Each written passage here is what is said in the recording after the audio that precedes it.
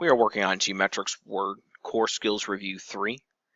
Task 1 wants us to go ahead and split the view of this document. So we'll go ahead and click View here at the top. In the Windows group, we're going to click Split. And then what we want to do is in this top part, and you wouldn't know to do this except for it says leave the outline of the document view open. But what we want to do is on the top part of this, select Outline in the view. And we want to scroll down here to the Fast Ethernet section, because what we want to do is make this note under Fast Ethernet underneath that point. So what I've done is with my cursor in that paragraph, I've clicked this demote button here, and notice now it's underneath Fast Ethernet. Task 2 wants us to protect this document, so we're going to restrict the editing. We're going to click View here at the top, and in the Protect group, we're going to go ahead and select Restrict Editing. Under Editing Restrictions, we'll go ahead and select Allow only this type of editing in the document. And in this drop down, we want to select Track Changes. Yes, start enforcing. And then we want to go ahead and type the password listed below. Make sure you capitalize. Task 3 wants us to go ahead and change the autosave. So we'll click File, Options, Save. And we just want to change this from 10 to 5. We'll click OK.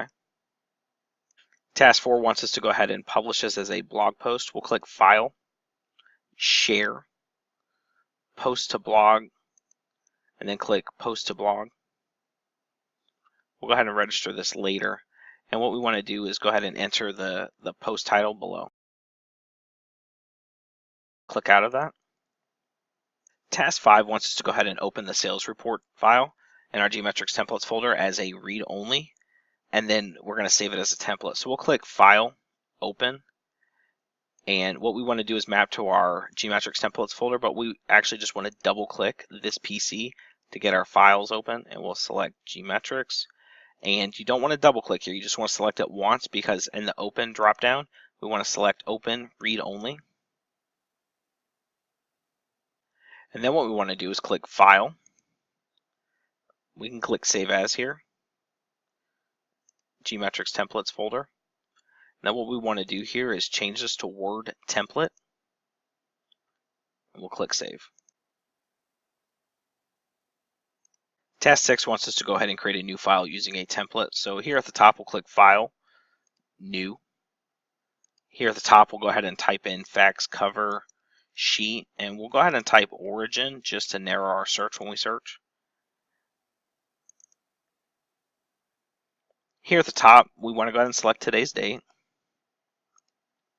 And then here in the comments, we want to go ahead and type the message below. Task 7 wants us to go ahead and select the text, even the introduction, all the way to latency period. And what it wants us to do is go ahead and add a strike through in the text. So in the font group, we'll go ahead and select this one right here. And then it tells us to go ahead and change the font color to red. So we'll go ahead and select that.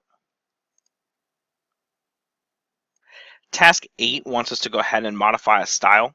So we're on the Home tab in the Styles group, and we'll click this More button. If you don't see what you're looking for, which I don't at first glance, go ahead and click this dialog box and click the right click here, the sub-objective heading, because that's what we want to edit. One of the first things we want to do is just go ahead and click Format here, click Font. And what we want to do is click the Advanced tab here at the top, and the spacing group, we'll go ahead and click Expanded. And we'll change the by to 0.75. We'll click OK. And we also want to change this to have the center alignment.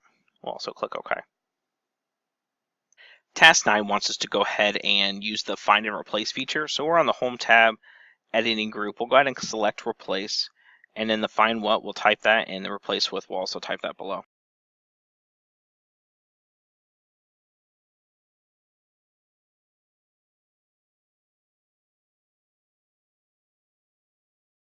When we're done typing that, go ahead and select the More to find the Format Font group, because what we want to do is apply italic to the text. Then what we want to do is select Replace Once to find the first instance, and then click Replace, and then we can close out of this. Task 10 wants us to go ahead and find all instances of the word LAN and replace it with the phrase local network. We're on the Home tab, and in the editing group, we'll go ahead and select replace, and we'll type in the information below.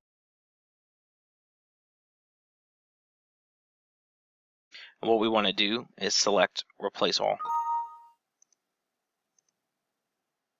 Task 11 wants us to go ahead and select these two bulleted items, and it wants us to increase the indent by 0.25. And what you can do is on the Home tab in the paragraph group, just click this button here, increase indent, and that will take care of that.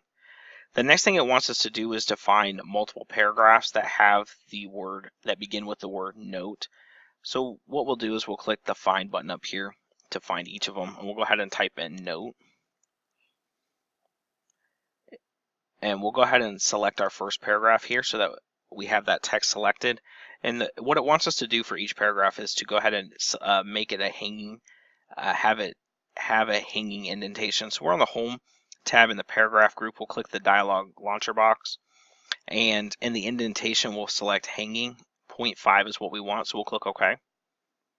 And we'll go back to our search, and we'll select the second instance and do the same thing. Home, paragraph dialog box, hanging, 0.5, OK. Task 12 wants us to go ahead and add line spacing to the detoxification is key. So we'll put our cursor here on this line, and what we want to do is go to the layout tab here at the top, and it wants us to add a before and after spacing of 18 points. So we'll go ahead and do that. The next thing it wants us to do is to go ahead and put our cursor here in it is important, and it wants us to have line spacing of at least 12 points. So we'll go ahead and we'll select this dialog launcher box, and then the line spacing, we'll select at least, and it sets to 12 point. We'll click OK.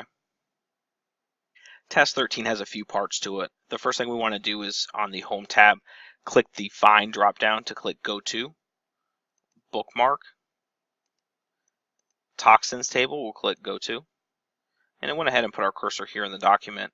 Now what we want to do is click the Insert tab here at the top and click the Object drop-down, because what we're going to do is insert a CSV file. So we'll click Text from File. And what you want to do is map to your GMetrix templates folder.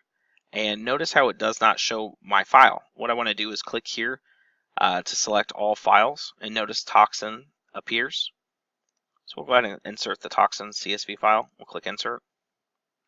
Now what it wants us to do is to go ahead and select this text. Make sure you don't select too much, because if you do, it's going to mess up your table. But with that selected, we can now go on the Insert tab, click the Table drop-down, and what we want to do is select Convert Text to Table. And we want to make sure that when we convert it, that it's fixed with columns. Okay, we'll click OK. Task 14 wants us to go ahead and in this table, we're going to go ahead and select a new row. There are a few ways to do this. The easiest way is probably just to click this plus button here. And then it wants us to go ahead and in this first column, type in the word total. We'll go ahead and click over here just to make sure the text sets. Task 15 wants us to go ahead and put our cursor here in the second column next to the total. And what it wants us to do is go ahead and put a function in here to sum the totals above. So what we want to do is with our cursor there in the table, we'll click Insert, Quick Parts, Field. The equals formula is what we want. We'll click Formula. And then we want it to sum above, so we'll click OK. Task 16 wants us to go ahead and convert this list here to a bulleted list. So we'll select the text, and in the Home and the Paragraph group, we'll click Bullets. Task 17 wants us to go ahead and select the text for ingredients here. And what we want to do is to apply a bullet, but this time it's going to be a picture.